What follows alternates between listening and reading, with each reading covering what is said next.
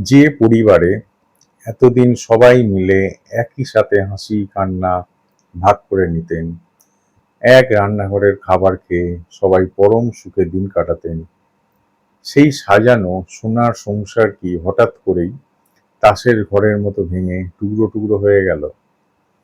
কোনো একটা সামান্য ভুল বোঝাবুঝি, শরিকি বিবাদ, জমানো ক্ষোভ, কিংবা ঘরের বোনেদের বা ভাইদের মনের তীব্র ইগোর লড়াইয়ে জড়িয়ে পুরো যৌথ পরিবার কি আজ আলাদা হয়ে গেছে?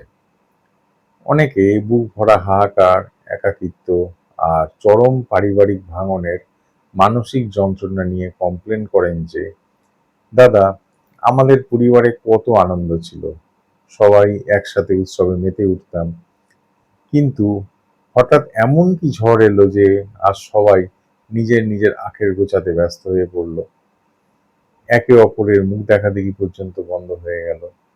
কেন এত বড় পরিবারটা এক নিমেষে ছারখার হয়ে গেল?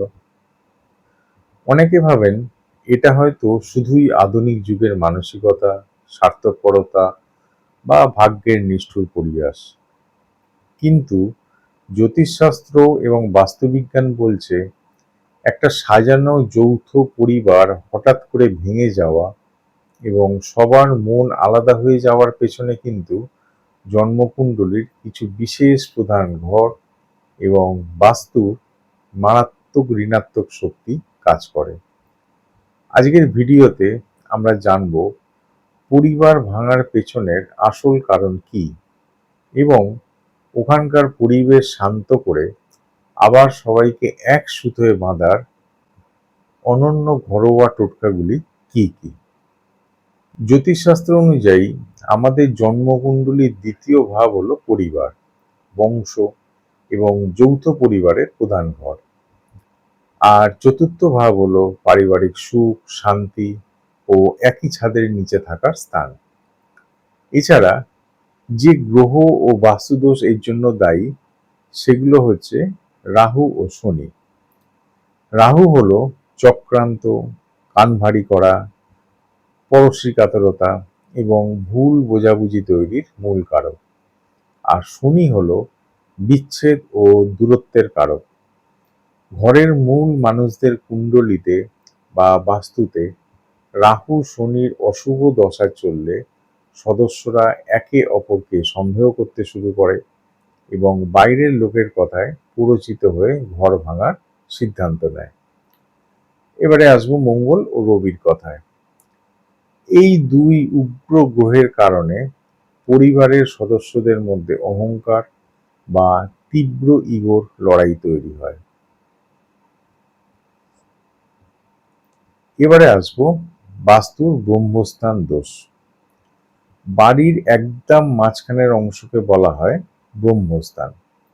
বাস্তু মতে বাড়ির মাঝখানে যদি কোনো ভারী জিনিস, নোংরা আবর্জনা বা টয়লেট থাকে, তবে সেই যৌথ পরিবার কোনোভাবেই এক থাকতে পারে না, তা ভেঙে টুকরো হতে বাধ্য। পারিবারিক এই ফাটলকে জোড়া লাগাতে এবং সবার মনকে আবার নরম করে পুনর্মিলন ঘটাতে এই টোটকাগুলো আপনারা প্রয়োগ করে দেখতে পারেন। ১ নাম্বার কি না, প্রতিদিন সকালবেলা স্নান সেরে বাড়ির একদম মাঝখানের অংশে, যেটাকে আমরা ব্রহ্মস্থান বলি, সামান্য গঙ্গা জল ও তুলসী পাতা ভেজানো জল ছিটিয়ে দিন এবং প্রতি বুধবার ও শনিবার সন্ধেবেলা এই মাঝখানের অংশে একটি কর্পূর জ্বালিয়ে তার ধোঁয়া পুরো বাড়ি ঘুরিয়ে দেখান। এটি বাড়ির কেন্দ্রস্থলের সমস্ত নেতিবাচক ও উগ্র এনার্জিকে এক নিমেষে শুষে নেয়, যার ফলে সদস্যদের খিটখিটে মেজাজ শান্ত হতে শুরু করে। ২ নাম্বার কি না, একটি ছোট রূপোর বা কাঁচের বাটিতে কিছুটা কাঁচা দুধ এবং সামান্য মিছরি একসাথে মিশিয়ে আপনার ঠাকুর ঘরে বা বাড়ির উত্তর পূর্ব কোণে, যেটাকে আমরা ঈশান কোণ বলি, সেখানে স্থাপন করুন। পরদিন সকালে সেই দুধ কোনো পবিত্র গাছের গোড়ায় ঢেলে দিন। দুধ ও মিছরি চন্দ্র ও শুক্রের প্রতীক, যা পরিবারের সবার মনের ভেতরের ক্ষোভ, ও ইগোকে শীতল করে তুলতে জাদুর মতো কাজ করবে। 3 নম্বর টোটকাটায় আসি। রান্নাঘর হলো মা অন্নপূর্ণা স্থান, যা যৌথ পরিবারকে এক রাখে। প্রতিদিন সকালে যখন প্রথম রান্না শুরু হবে, তখন প্রথম তৈরি হওয়া রুটি বা ভাতে সামান্য আখের গুড় মাখিয়ে নিন। এবার সেটি বাড়ির বাইরে কোনো গরুকে খাইয়ে দিন বা পাখিদের উদ্দেশ্যে রেখে দিন। গুড় ও অন্ন মঙ্গলের আগুনকে শান্ত করে এবং দেবগুরু বৃহস্পতিকে তুষ্ট করে, যার ফলে সবার মানসিকতা নমনীয় হয়। এবার আসি 4 নম্বর টোটকায়। একটি আস্ত হলুদের গাঁট নিন। এবার একটি কাঁচা সুতোকে হলুদে রাঙিয়ে সেই হলুদের গাঁটের গায়ে 7 বার চড়ান। মনে রাখবেন, সুতোটা কিন্তু হলুদ রঙের সুতো হতে হবে। এরপর এটি পরিবারের প্রধান দেবীর বা গণেশজির চরণে অর্পণ করে প্রার্থনা করুন যেন আপনার পুরো পরিবার এক থাকে। পূজা শেষে এই হলুদের গাঁটটি লাল কাপড়ে মুড়ে বাড়ির লকারে বা কোনো পবিত্র স্থানে লুকিয়ে রেখে দিন। বিঘ্নহর্তা গণেশ সমস্ত ভাঙন রোধ করবেন। এই টোটকাগুলো ভক্তি ভরে করার পাশাপাশি নিজের মনের ভেতরের অতিরিক্ত ক্ষোভ, অস্থিরতা এবং ছোটখাটো কথায় রিয়্যাক্ট করার প্রবণতা নিয়ন্ত্রণ রাখুন। প্রতিদিন 5 থেকে 10 মিনিট ধ্যান বা প্রাণায়াম করলে খুব ভালো ফল মিলবে। এর বাইরে কিছু কঠোর নিয়ম মনে রাখবেন। পরিবারের ভেতরের কোনো অশান্তির কথা কখনো বাইরের প্রতিবেশী বা দুঃসম্পর্কের আত্মীয়দের কাছে গিয়ে রটাবেন না। এতে রাহু আরও চাঙ্গা হয় বা জাগ্রত হয়ে ওঠে।